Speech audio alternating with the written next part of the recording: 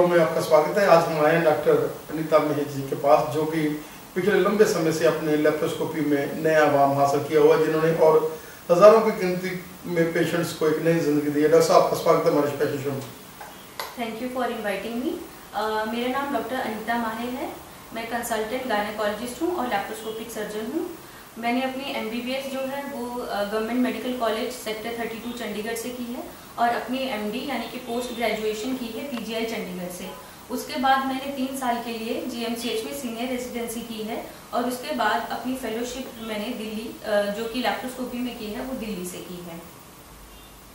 Doctor साहब, इतना लंबा एक्सपीरियंस, जैसे आपने PGI की बात कही, सेक्टर 32 की बात कही, यहाँ पर कि इतना पेशेंट्स का मतलब जो है ओवरलैपिंग रहती है, उस फील्ड में रहकर कैसे आपके मन में आया कि मैं लेप्रोस्कोपी के फील्ड में जो है अपने आगे इसको ज्वाइन करूं? देखिए, आजकल laparoscopy is a norm of surgery. आजकल जो लेप्रोस्कोपी है वो स्टैंडर्ड केयर मानी जाती है सर्जरी में, ना ही गायनी में, बाकी और ब्रांचेस में भी। चाहे आप ऑर्थो ले लीजिए, चाहे आप जनरल सर्जरी ले लीजिए, हर चीज़ में लैप्रोस्कोपी हो रही है और ओपन सर्जरी धीरे धीरे कम होती जा रही है। इसके 2 कारण हैं। एक तो इससे सर्जन को बहुत फायदा होता है और दूसरा पेशेंट को बहुत फायदा होता है। अब अगर हम पेशेंट की बात करते हैं तो मरीज को सबसे बड़ा फायदा जो लैप्रोस्कोपी से होता है, लैप्रोस्कोपी के लिए बेसिकली क्या है, लैप्रोस्कोपी को हम की होल सर्जरी भी कहते हैं या फिर मिनिमली इन्वेजिव सर्जरी। जैसे कि नाम ही बता रहा है, की होल सर्जरी मतलब कि एक बिल्कुल छोटे से छेद के जरिए आप पेट में अंदर जाके सर्जरीज कर सकते हैं।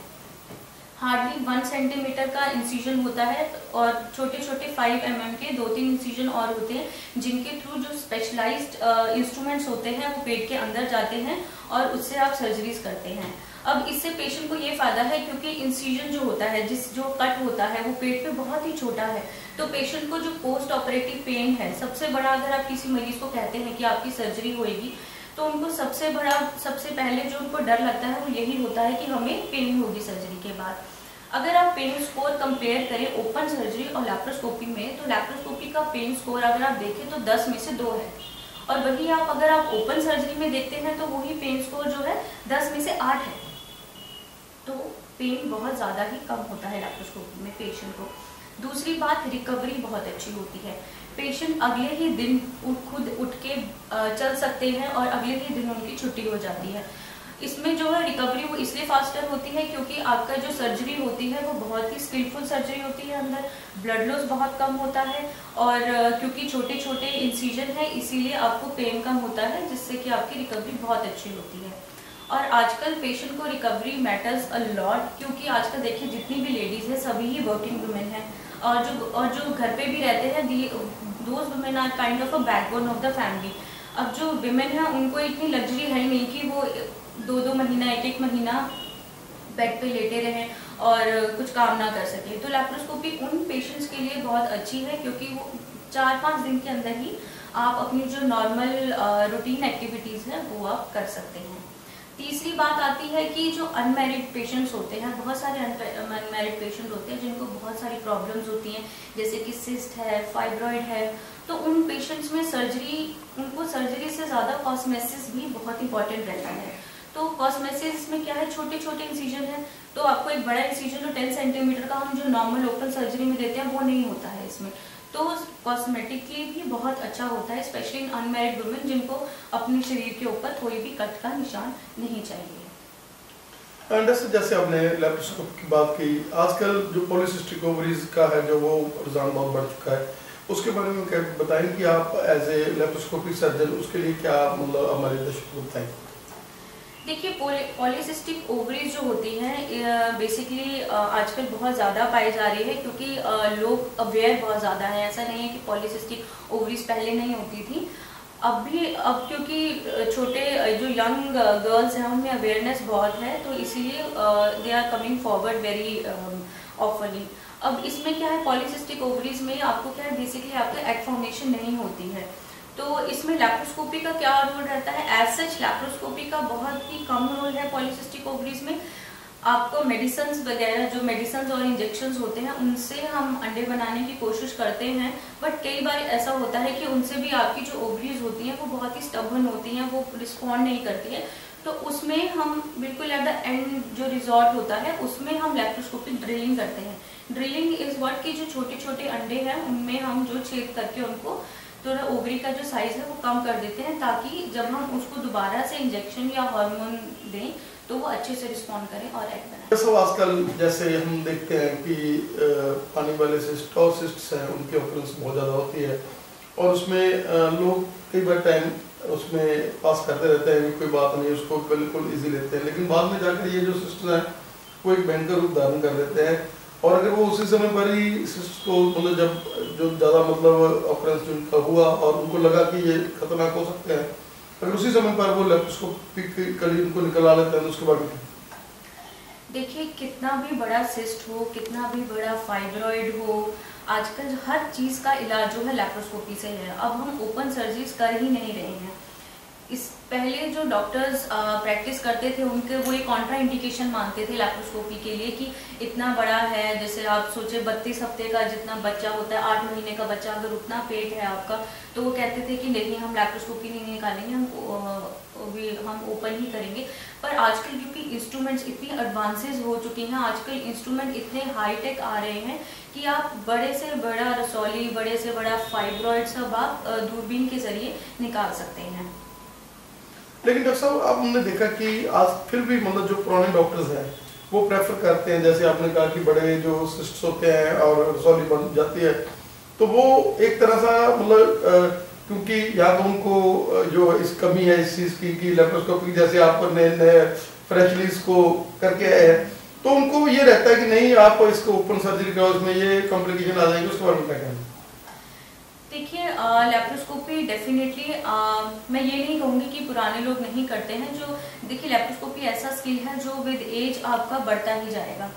अब अगर इसका एक लर्निंग का बहुत ज़्यादा होता है, अगर आप छोटी उम्र से स्टार्ट करते हैं तो बाय द 10 इयर्स और 20 इयर्स तक आप जो है उसमें बिल्कुल skill you will be like a skilled professional. तो इसमें क्या होता है, जो पुराने लोग हैं वो डेफिनेटली क्योंकि उस टाइम पे उन्होंने नहीं लैप्रोस्कोपी इतनी थी ही नहीं, तो अभी इतना ज़्यादा अब एकदम से राइज आया है लैप्रोस्कोपी में, तो वो लोग नहीं प्रेफर करते। बट ऐसा जो आजकल नए सीख के जो नए लोग अब लैप्रोस्कोपी सीख रहे हैं, तो उनका अब क्योंकि इतने एडवांसेस मैंने आपको बताया है टेक्नोलॉजी में, आजकल मॉड्यूलर ओटीज होते हैं, जो इक्विपमेंट है वो बहुत ही अच्छा होता है। और सबसे बड़ी बात, अगर आप ओपन सर्जरी और लैप्रोस्कोपी को कंपेयर करें तो सर्जन के लिए अगर आप देखें तो लैप्रोस्कोपी बहुत ही अच्छी सर्जरी है, क्योंकि उसमें complication rate compare to open surgery कम होते हैं।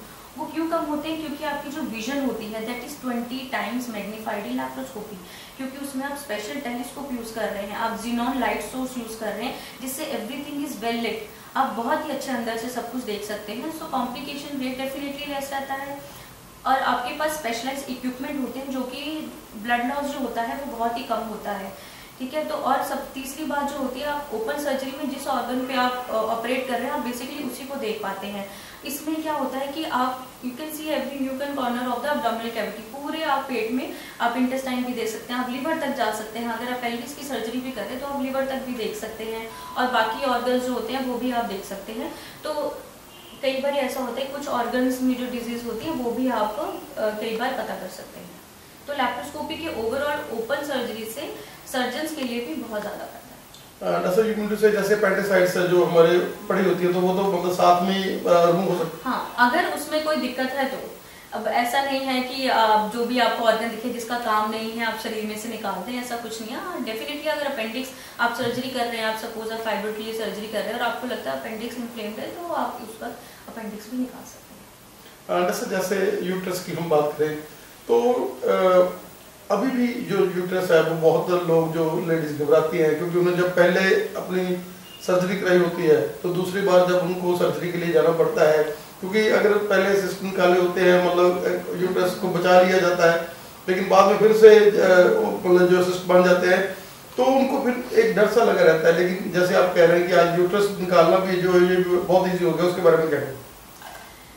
देखिए ये तो रहता ही है कि जितनी जैसे पहले सर्जरीज हुई थी, क्योंकि पहले ओपन जो भी उनका सर्जरीज हुई हो, चाहे सिस्ट के लिए हुई हो, जिस चीज़ के लिए हो, तो वो पेशेंट इसलिए डरता है क्योंकि ऑफ कोर्स उस टाइम पे पेन और ये सब चीज़ें ज़्यादा रही होंगी। पर लैप्रोस्कोपी से आपको ये होता है कि जैसे ओपन सर्जरी अगर आप करते हैं इन पेशेंट पे, तो जब भी आप सर्जरी करते हैं अंदर सब चिपक जाता है। जब आप दूसरी बार सर्जरी करेंगे तो फिर और चिपकेगा। तो जैसे जैसे सर्जरीज का नंबर बढ़ता रहता है, अंदर जो एडिशन रेट होता है वो बढ़ता रहता है।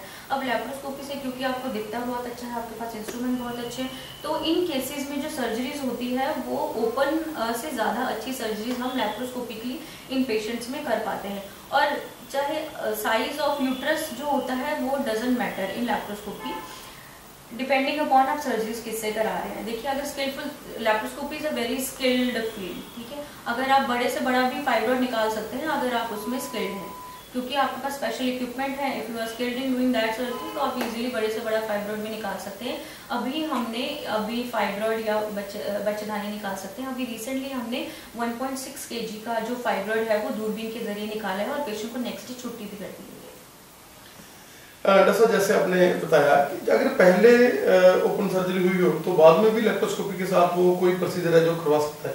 हाँ, बिल्कुल। ओपन सर्जरी पहले is not a contra indication कि आप लैप्रोस्कोपी नहीं करा सकते। पिछले 3 सर्जरी भी हुई हो, पिछले 2 सर्जरी हुई हो, 4 सर्जरी हो, laparoscopy is not a contra indication.